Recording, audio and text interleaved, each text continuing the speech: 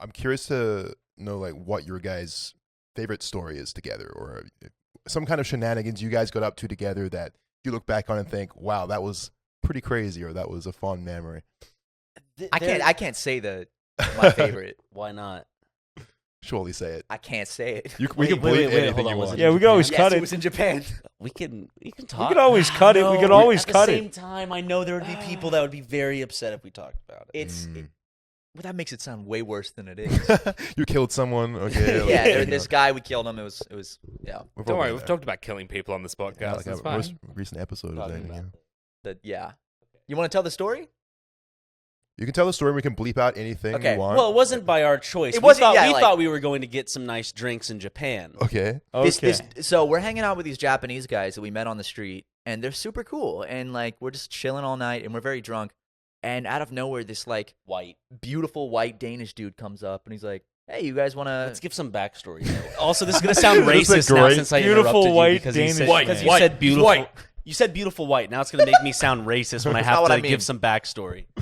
There are a lot of Nigerians in the Shinjuku, Tokyo district that will try to get you to go into strip clubs or bar. It's like, do you want to go to a titty And they're bar? very No, Do so you- they're do you really cool, like fun pussy? people. I've heard about this. Sometimes they follow you, don't they? And just, Oh like, yeah, they'll keep follow you. Yeah, they'll yeah. grab you by the arm and like pull you. Whoa. Right. So we were kind of accustomed to just that being the image of people trying to get you into bars, Yeah. right, in Shinjuku. Mhm. So this kind of just this, as Matt stated, this beautiful white man. I want to actually reword that Go ahead. because that sounds like off the bat like this beautiful white man. It doesn't sound good. Aryan man. He was though. He was this like he was just beautiful. Like he was Right. this Scandinavian like beautiful dude, and he like beautiful like a little short.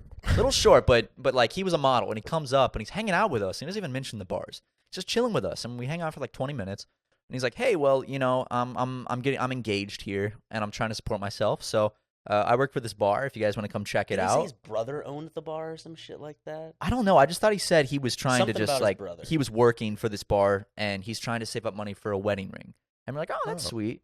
And he gives us a flyer and he's like, "Yeah, it's like karaoke, drinks and stuff." So we were like, "Yeah, that sounds fun." He goes, "If I take you, I can get you what 50% off." Yeah, he drinks said and it certain- would be all really that. really cheap. And we were, you know, the night was still young. We're like, "Hey, this guy's cool. Why not?" We were pretty We were drunk gone too, at this yeah. point, so we're just kind of like the next story, Right. Yeah. the next adventure in But- Tokyo. All the Japanese dudes we were hanging out with were like really sketched out, and we're like, "Oh, we'll stay back," which should have been a sign for us because you know they know this area. And for some reason, Ryan and I are like, let's see what happens. For some reason, we were drunk. We were drunk, yeah. So we follow this guy, and we're thinking we're just gonna go walk into this like fun, crowded bar, where people are doing karaoke, and it's 50% off for us. We start going down an alleyway where there's nobody except guys on each street corner, just like standing and kind of eyeing us down. And I was like, oh no. But it's that awkward moment where we can't be like, never mind. Yeah. So You're- we're just chilling and we're talking and walking, and he takes us into a building that has an elevator, and we go into the elevator, and it's just dead silent, and then we go down. We don't go up, we go down, and I was like, oh no. And we get to like 3 floors below ground level, and he looks at us and he's like, hey, remember what I said about the prices? Do not mention that, okay? Do not open your mouth about that. He's And very Ryan and I are serious. like, at this point, we're scared as fuck, but we're like, all right, we're 3 stories underground in Japan. Like, I don't know what to do. So we come out, and it's this dark hallway with a steel door at the end. Oh my god. What the And- fuck? And You Ryan guys and must I, have been shitting yourselves. we're wasted, and we're just looking at each other like, I remember you and I were just like, what the fuck is This this? is where, like, since we're being able to tell it now, it's just like, oh no. But if this was any other serious like situation, I was scared. I was really scared. Just don't. I don't know. It just feels like one of those things where, looking back, it's like I should have just said no at some point. Yeah. Like this is one of the places where I guess I should have just been. We were I feeling deserve to have risky. been dismembered and killed because I was so stupid to follow these people into a steel door He was so locked charming. building. That was the thing. And like so beautiful and legitimate, white. yeah. Just like so beautiful and well, airy. like yeah. all serial killers, they're just beautiful and Beautiful, white and white. charming. But we go, and he knocks on this steel door that has no window, by the way. And this like 7-foot Nigerian guy like slowly opens the door and like brings him in, and he says, "Wait here." And he goes in, and we're just in this hallway by ourselves. And we're like, fuck. But we're so scared we can't go back. And we're like, maybe like, it's what just, if they catch you? You're halfway. no, to we're the like maybe it's a elevator? cool bar. Like we don't know. Yeah. And then they come in and he's like, come on in. And then the price, there's an entry fee, which was like 4 times what they said it was going to be. But they have all these dudes around us all of a sudden. So we're like, okay.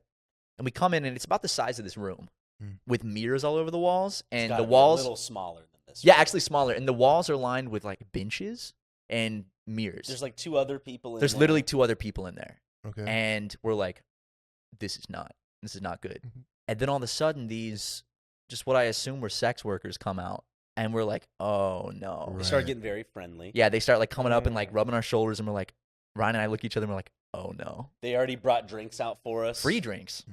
Oh. No. Free drinks. Free drinks. Well, At the time they say it's your free. entry free Yeah. fee was paid for. Yeah. Yeah. Right. And they start bringing us all these drinks nonstop. And we sit down and we're so uncomfortable. And there's some dude making out in the corner with some girl. And we're just like, okay, cool.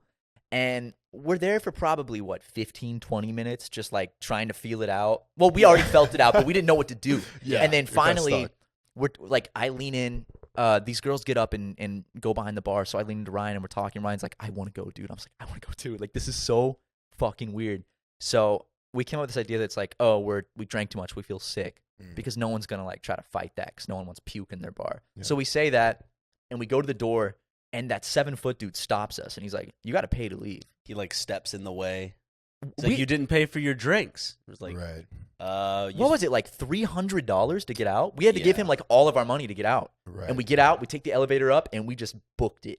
And that was Wow. a very memorable experience. That's fucking insane. That's effectively just a robbery, I guess. It's No, like- yeah, and Yeah, that's you got actually scammed. Believe it or not, that's the second time that's ever happened to me. It happened to me as well in Mexico. Where Really? They were like, Wow. "Hey, it was like $5 beers," and I'm like, "Okay," and I go in there and the same kind of shit happened where it's Yeah. like, "Fuck, okay."